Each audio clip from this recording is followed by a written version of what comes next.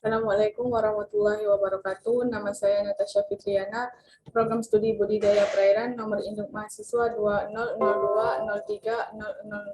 2002030003. Saya mendapatkan tugas dari mata kuliah Kultur Air Tawar Payau, yang dimana saya disuruh mencari dua jurnal, yaitu terkait analisis penentuan lokasi budidaya atau aquakultur dan pengaruh wadah terhadap biota budidaya.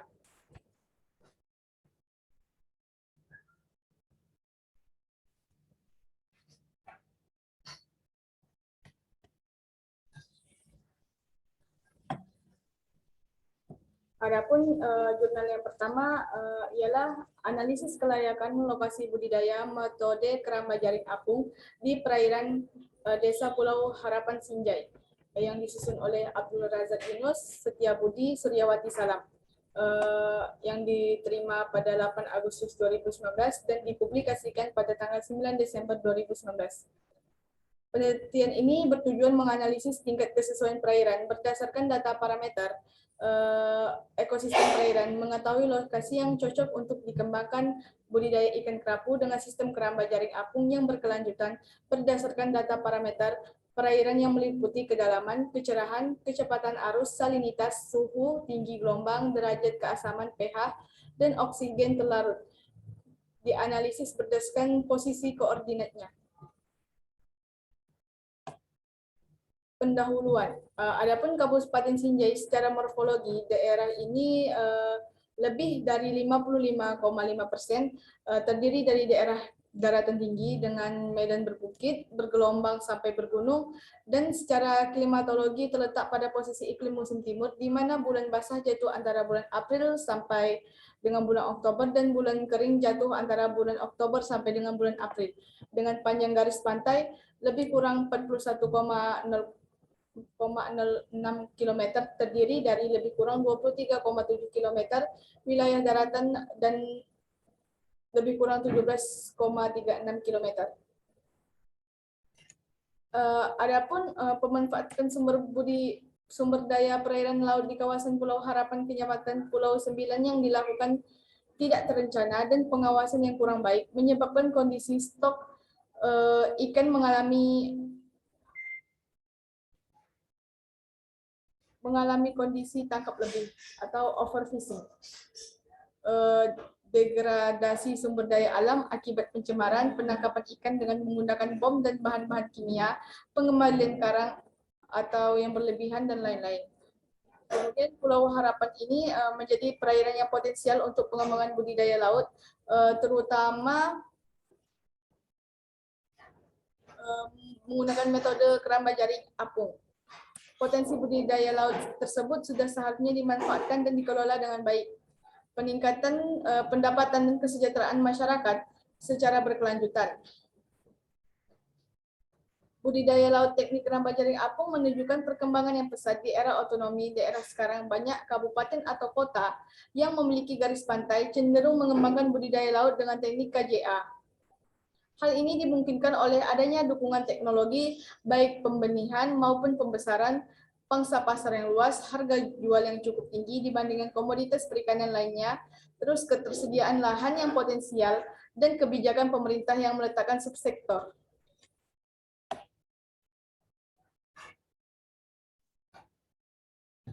Kemudian metode penelitian dalam penentuan lokasi ini, yaitu lokasi dan jadwal penelitian. Penelitian ini dilaksanakan selama 2 bulan di perairan Pulau Kambuno, Desa Pulau Harapan, Kecamatan Pulau Sembilan, Kabupaten Sinjai, Provinsi Sulawesi Selatan, yang dimulai pada bulan Juni 2019 hingga Juli 2019. Kegiatan ini meliputi tahapan studi pustaka, pengumpulan data baik primer maupun sekunder, penyusunan basis data, analisis data yang didapat, dan penulisan laporan penelitian. Tahapan pertama, pengambilan data primer, dilakukan pada tanggal 22 Juni 2019 dan dilanjutkan pada tanggal 23 Juni 2019. Yang keduanya dilakukan pada saat akhir musim barat. Pengambilan data primer pada tahap kedua dilakukan pada saat musim peralihan, yaitu tanggal 6 Juli dan tanggal 7 Juli 2019. Setiap tahapan pengambilan data tersebut dilakukan pada saat pagi hingga sore hari. Sementara itu, untuk pengumpulan data sekunder dilakukan pada rentang waktu saat yang menunggu. Adapun bahan dan data yang digunakan dalam penelitian ini adalah perairan Pulau Kambuno, Desa Pulau Harapan. Kemudian tahap penelitian diawali dengan pengumpulan data spesial serta data pendukung lainnya. Kemudian tahapan selanjutnya yaitu penyusunan basis data dan tahap akhir berupa analisis data. Adapun data yang digunakan merupakan data sekunder. Pengamatan data primer di lapangan dilakukan sampling yang mewakili wilayah penelitian. Setiap lokasi pengamatan titik sampling dicatat posisi geografisnya dengan alat penentu posisi, yaitu GPS. Kemudian ini pada tabel 1, alat yang digunakan dalam penelitian analisis kelayakan lokasi budidaya ikan kerapu metode keramba jaring apung. Pada tabel 1. Kemudian analisis data. Analisis kesesuaian perairan untuk budidaya laut. Untuk mendapatkan kelas kesesuaian maka dianalisis kesesuaian perairan untuk parameter fisika, kimia, oceanografi. Kemudian mengelompokkan faktor yang mempengaruhi budidaya menjadi 2, yaitu faktor lingkungan meliputi kedalaman, kecerahan, kecepatan, arus, dan faktor kualitas perairan. Pengelompokan ini didasarkan atas pengaruh parameter. Parameter dari faktor lingkungan akan mempengaruhi daya tahan hidup ikan laut, sementara faktor kualitas air akan mempengaruhi pertumbuhan, perkembangan, dan daya tahan hidup ikan. Kemudian pada tabel kedua ini nilai kesesuaian parameter perairan. Kemudian analisis spasial. Pada setiap analisis spasial, data kualitas perairan dikumpulkan berasal dari titik sampling pengamatan untuk menganalisis secara spasial. Titik-titik tersebut terlebih dahulu dilakukan interpolasi beberapa metode untuk melakukan interpolasi, di antaranya metode trend, spline, ringing, dan inverse distancing wide. Pengukuran dan analisis kualitas air pada masing-masing titik sampling selanjutnya diolah dengan menggunakan software ARGIS yang dilakukan interpolasi dengan metode IDW hingga menghasilkan layar data spasial masing-masing parameter kualitas perairan. Adapun hasil dan pembahasan. Deskripsi daerah penelitian.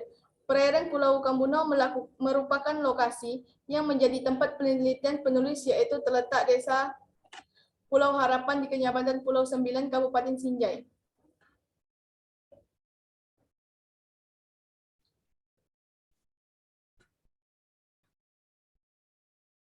Kemudian terumbu karang di perairan ini dapat terlihat pada kedalaman 2 hingga 4 meter. Letak lokasi penelitian jauh di sebelah timur, bibir pantai Sinjai Utara. Dari desa 4 yang berada di Kecamatan Pulau Sembilan ini, Desa Pulau Harapanlah yang memiliki penduduk paling besar, yakni lebih kurang 3.500 jiwa. Kemudian kesesuaian lahan perairan. Pengukuran parameter fisik dan kimia dilakukan di perairan Pulau Kambuno, Desa Pulau Harapan pada beberapa titik data yang telah menjadi lokasi pengambilan sampelnya. Adapun beberapa parameter yang telah menjadi fokus penelitian ini adalah kedalaman, kecerahan, kecepatan arus, salinitas, suhu, tinggi udara, tinggi gelombang, derajat keasaman, dan oksigen terlarut. Suhu perairan.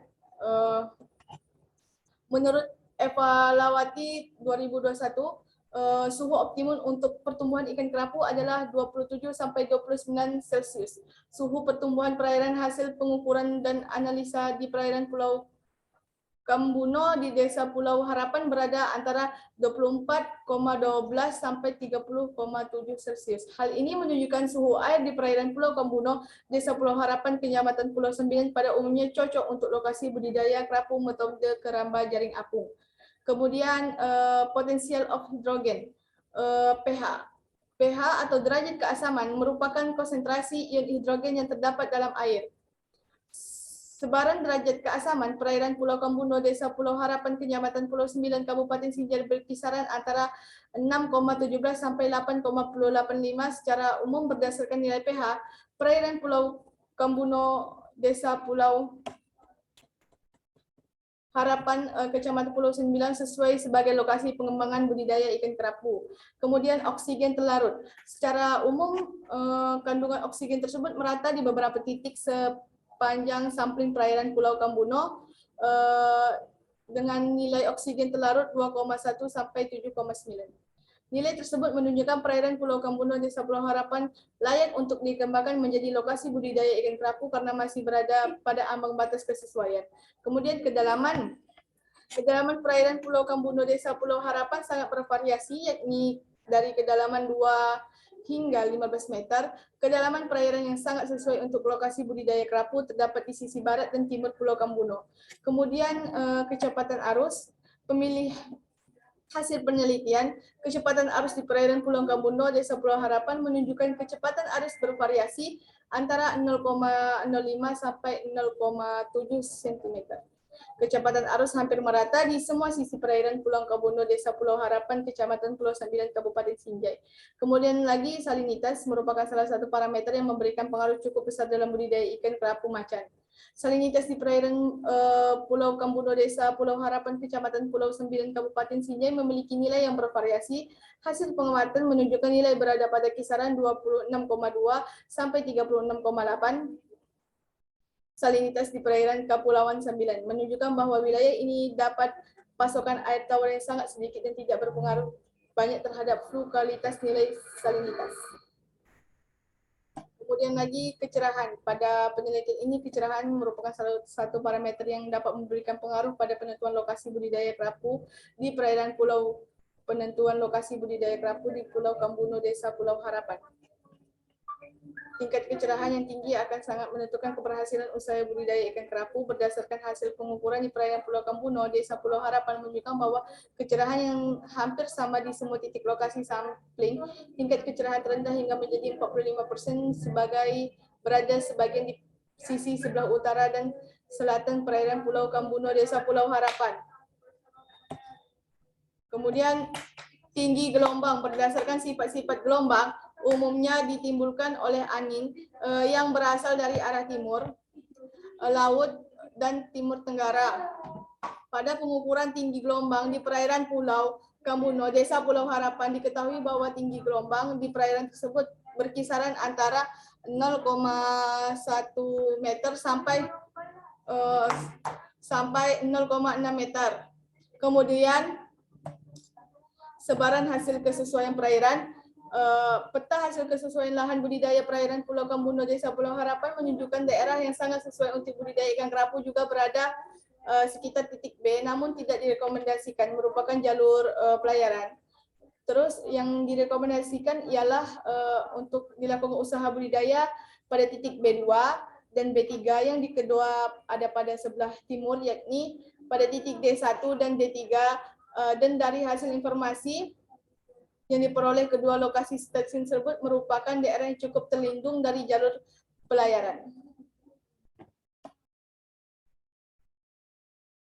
Kemudian pada tabel ketiga ini adalah keterangan tentang luas wilayah kesesuaian lahan untuk budidaya ikan kerapu, metode keramba jaring apung di perairan Pulau Kambuno, Desa Pulau Harapan. Kemudian kesimpulan. Hasil penelitian didapat bahwa hasil analisis kondisi fisik dan kimia perairan Kambuno, Desa Pulau Harapan, Kecamatan Pulau Sembilan di seluruh stasiun pengamatan memperlihatkan kesesuaian wilayah untuk pertumbuhan ikan yang akan dipelihara untuk kegiatan budidaya ikan dengan sistem keramba jaring apung. Lokasi yang sesuai untuk budidaya KJA kerapu berada pada titik B1 dan B2 stasiun 2 di sebelah barat pulau serta titik D2 dan D3 stasiun 3 di sebelah timur pulau. Sedangkan titik yang tidak sesuai berada pada semua titik di stasiun sebelah utara dan selatan pulau. Dari penelitian yang dilakukan, didapat 3 kelas kesesuaian lahan budidaya ikan dengan sistem keramba jaring apung pada kelas 1. Kawasannya mencakup area yang sangat luas. Kemudian jurnal yang kedua. Jurnal yang kedua yaitu pengaruh warna wadah terhadap perubahan warna kuda laut di BBPBL Lampung, yang disusun oleh Mitri M. Manulak, Rara Diantri SPI MSE, Heni Wijayanti MSPI MSI.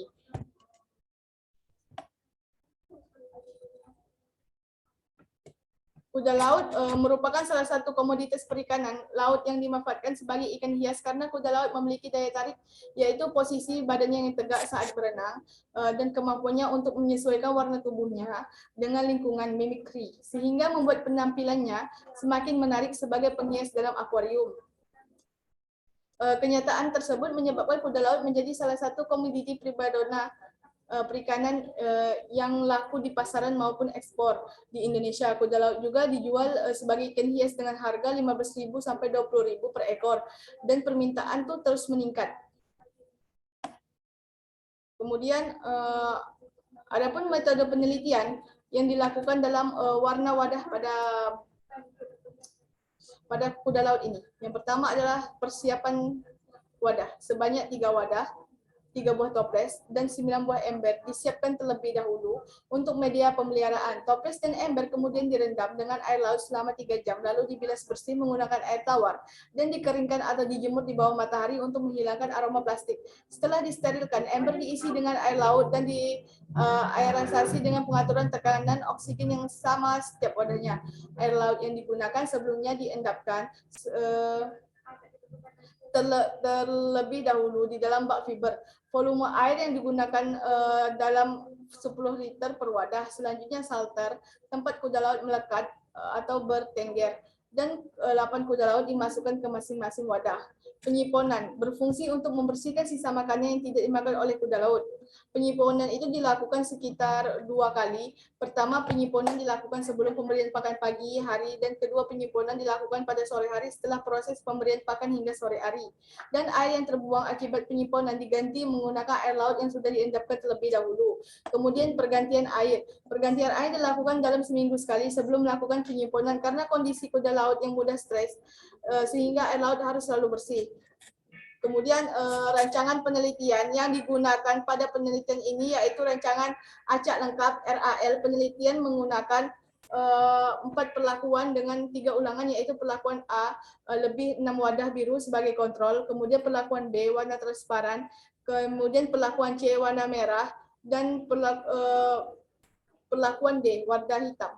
Parameter untuk pada penelitian, parameter utama dalam penelitian ini adalah tingkat kecerahan warna. Pengukuran warna menggunakan metode TCF dan AHP dilakukan setiap 7 kali sehari. Hal tersebut bertujuan untuk melihat peningkatan kecerahan warna pada laut tiap minggunya. Pengambilan sampel dilakukan pada masing-masing wadah, lalu dilakukan pengujian sampel dengan mencocokkan kode TCF yang dilakukan oleh 4 panelis. Sampel diambil sebanyak 50% dari populasi, dan metode AHP bermanfaat sebagai pendukung dari nilai TCF yang sudah didapat. Parameter pendukung kualitas air yang diamati meliputi suhu, pH, oksigen terlarut, salinitas, dan penyakit yang diuji di laboratorium BPBL. Kemudian pertumbuhan berat mutlak diukur dengan menggunakan rumus.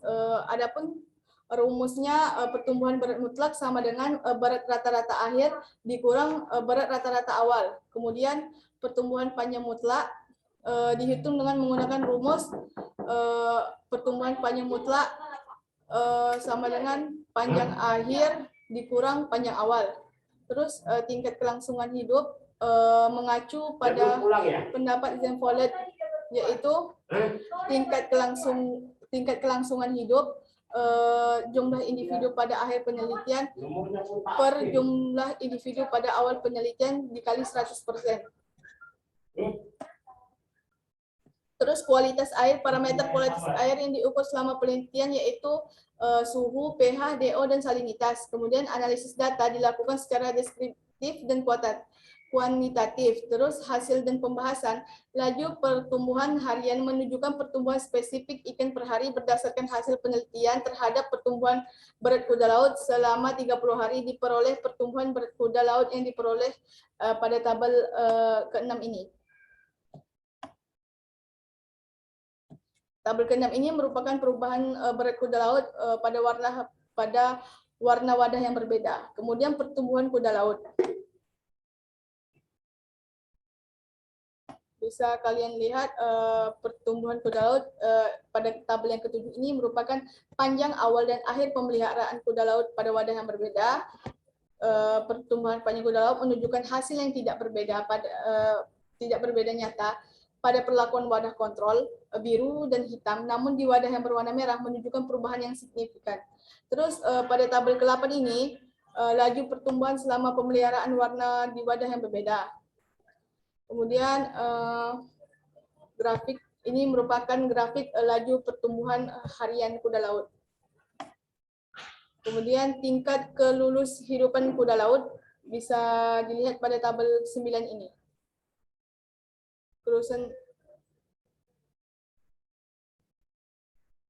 Kemudian perubahan warna kuda laut dipelihara menggunakan warna wadah yang berbeda, mengalami peningkatan intensitas warna tiap minggunya.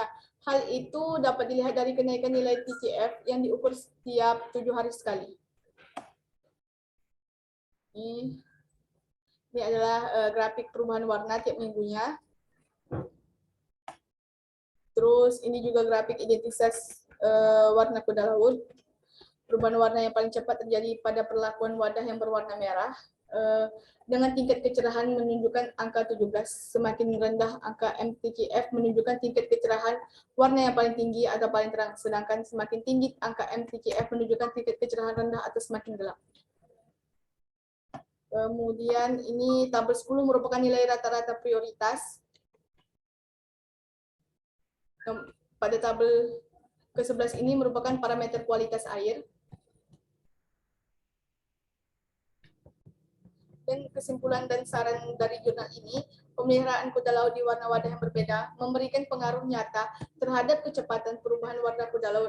Warna kuda laut lebih cepat berubah pada perlakuan wadah yang berwarna merah. Perlu dilakukan penelitian selanjutnya mengenai warna wadah apa yang paling tepat dalam peningkatan kuda laut. Itu saja sedikit paparan dua analisis jurnal dari saya. Lebih kurang saya ucapkan terima kasih. Assalamualaikum warahmatullahi wabarakatuh.